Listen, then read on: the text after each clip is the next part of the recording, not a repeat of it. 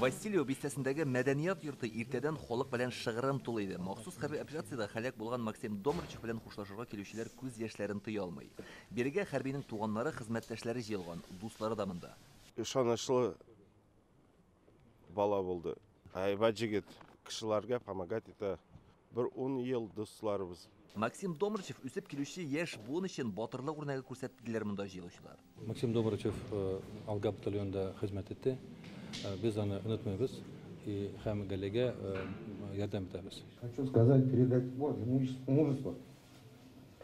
Был награжден посмертно.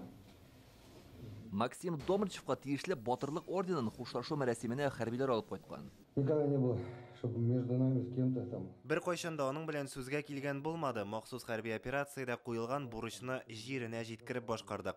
Авыр туфрагы җиңел булсын. Мы породнились до такой степени. Без танышканнан бирле шул кадәр дуслаштык, хәтта туганнар да ул кадәр якын булмыйдыр. Без бер туганнар кебек идек. Максим Домрачев Васильевда туган, балачагы Чаллыда узган, Казанда төзелеш техникумын тәмамлый. Армиядан кайткач, төрле урыннарда төзүче булып эшли. Свердловск өлкәсендә контракт буенча хезмәт итеп кайткан булган. Махсус хәрби операциягә ноябрьдә китә. Горжусь. Мин улым белән горурланам. Әлбәттә, булай булуын теләмәгән идек. Без аны бармаска күндергә тырышып карадык, тик файдасыз. Ул үзенчә эшләде. Он был добрым. Он любил детей. Ул балаларны бик яратты. Һәр чак бөтен кешегә ярдәм итәргә әзер иде. Әти-әниләр шундый лаеклы бала тәрбияләгәннәр.